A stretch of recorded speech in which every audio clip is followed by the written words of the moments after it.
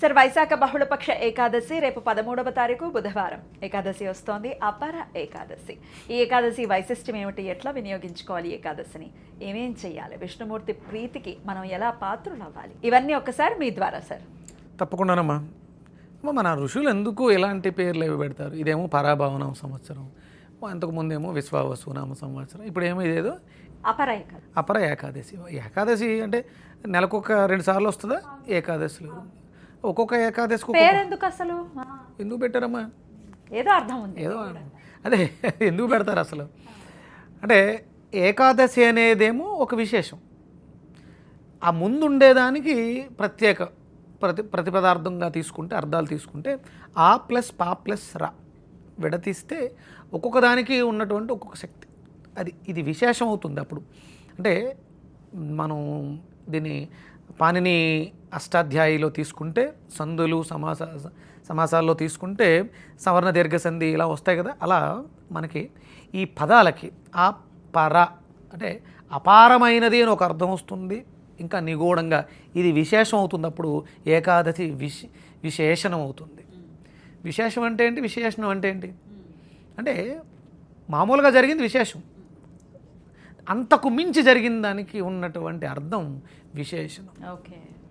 అంటే మనకు వచ్చే వైశాఖ మాసంలో వచ్చినటువంటి ఈ ఏకాదశి అపర ఏకాదశి, అపారమైనటువంటి విశేషణముతో కూడుకున్నటువంటి విష్ణు సాయుధ్యాన్ని ఇచ్చేటువంటి ఏకాదశి. అద్భుతం. అంటే ఆ మాసాలలో అంటే సూర్యుడి యొక్క తీక్షణత ఈ వైశాఖ ఎక్కువగా ఉంటుంది. ఆయనే విష్ణువై ఉన్నాడు కదా వ్యాపించి. ఎంతగా అంటే చీకట్లన్నీ కూడా తుర్రుమని పారిపోయి తోక ముడుచుకునే అంత అణువునా కూడా దూరిపోయి మనలో ఉన్నటువంటి జడత్వాన్ని పూర్తిగా తొలగించేటువంటి స్థితిలో ఆయన మనకి ఇక్కడ ఈ వైశాఖ మాసంలో దర్శనమిస్తూ ఉంటారు. అంటే వైశాఖ మాసం అంతా కూడా సూర్య ఆరాధన, విష్ణువుగా సూర్య ఆరాధన విశేషమైనటువంటి ఫలితాలను ఇస్తుంది. ఈ సమయాల్లో చేసేటువంటి యజ్ఞ యాగాదికి నువ్వు మొన్న ఎవరితో ఇంటర్వ్యూ చేసావు ఈ వైశాఖ మాసానికి సంబంధించి. సూర్య ఆరాధన చాలా మీరు మేషరాశి గురించి చెప్పినప్పుడు ఏదో లేటెస్ట్గా ఒక వీడియో చూసాం, చాలా బాగా చేసావు. మనం అంటే ఈ ఆధ్యాత్మిక చింతనలో మనం చేసేటువంటి ఈ కార్యక్రమాలు ఏవైతే ఉన్నాయో ధర్మబద్ధమైనటువంటి కార్యక్రమం, వేదపరంగా చెప్పబడినటువంటి వైదికమైనటువంటి కర్మలు, అందులో ప్రత్యేకంగా అంటే ఇప్పుడు నేను యజ్ఞయాగాది క్రతువులు చేయగలను, చేయలేని వాళ్ళు ఉంటారుగా, వాళ్ళు ఏం చేయాలంటే నీలో ఉన్నటువంటి ఆ అగ్ని ప్రజ్వలించాలి. ఆ అగ్ని నీ పాపాలని దహించి వేసేలా ఉండాలి. ఇప్పుడు మనం మామూలుగా ఆహారం భుజించేసాం అనుకుందాం, ఆ అగ్ని యొక్క పని ఏంటి? కేవలం నువ్వు తిన్నదాన్ని పచనం చేయడానికి మండించాలి. లేదు, నామస్మరణతో ఉన్నావు, ఉపవాసించావు, అప్పుడు నీ కర్మల్ని దహిస్తుంది. అందుకని ఉపవాసం చేయమన్నారు.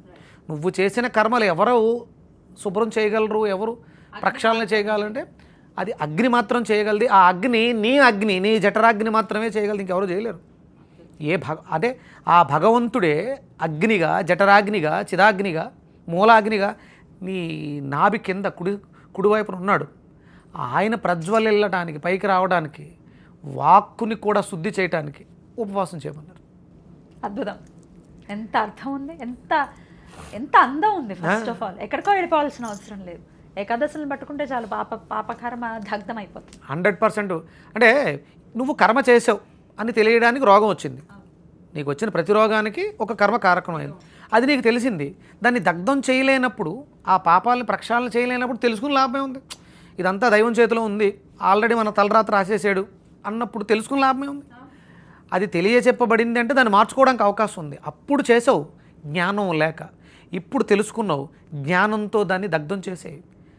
పాపకర్మలన్నీ కూడా సూర్యాగ్నిలో, చిదాగ్నిలో, నీలో ఉన్నటువంటి చిదాగ్నిలో దహింపబడతాయి.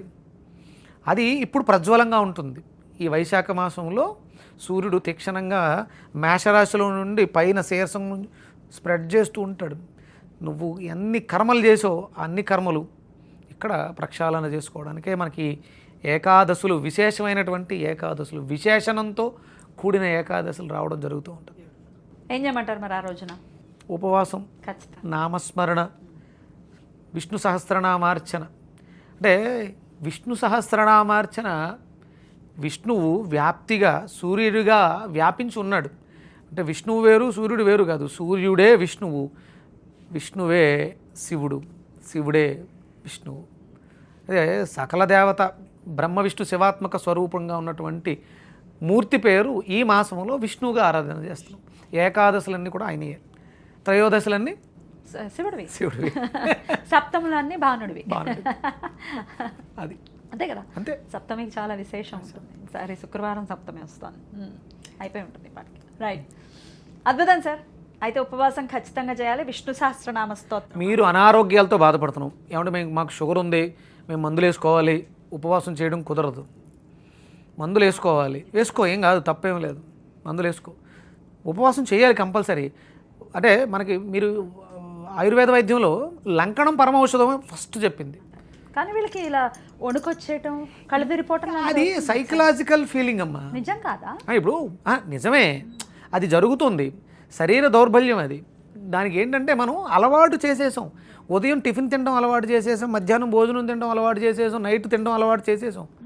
ఈ అలవాటుని బ్రెయిన్లోంచి తుడిచేస్తే నీకు రోగం నయమైపోతుంది. తింటే కదా రోగం వస్తుంది, తిన్నదానికి కదా రోగం వచ్చింది.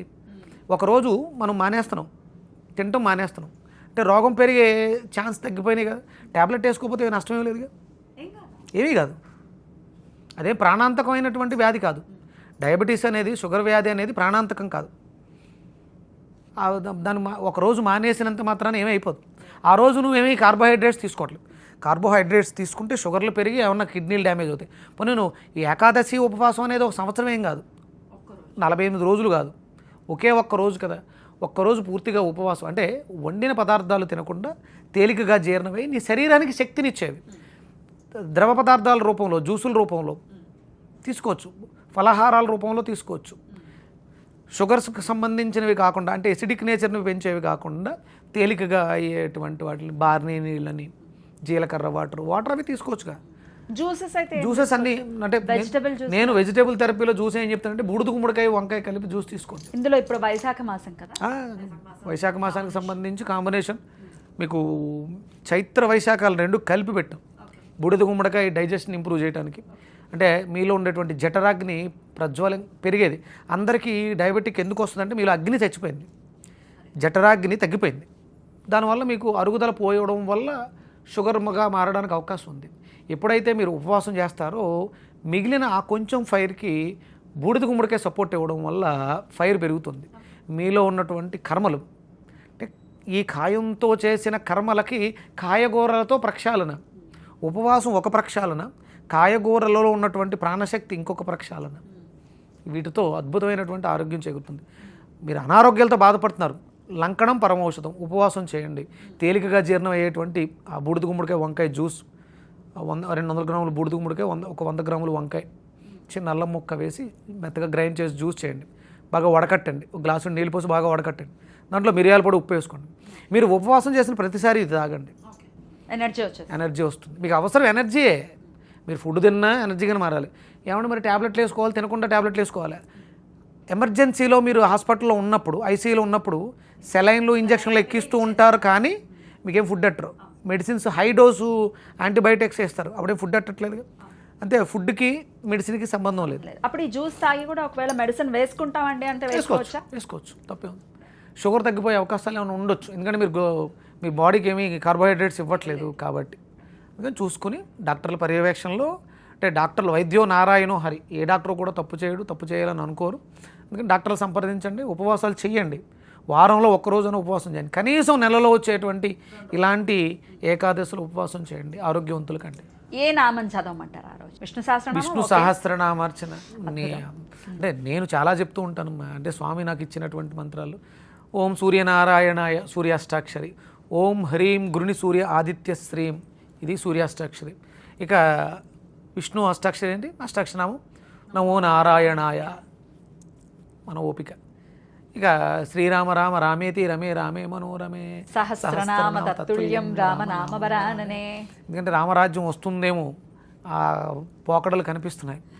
అందుకని రామనామాన్ని ఉచ్చరిద్దాం. అంత వైశాఖ మాసం, హనుమత్ జయంతి మరుసటి రోజు కదా, మరుసటి రోజే అద్భుతంగా రామనామాన్ని ఉచ్చరించండి, ఇది విష్ణు సహస్రనామార్చన, తప్పకుండా చేసుకోండి. ఆరోగ్యవంతులు కండి.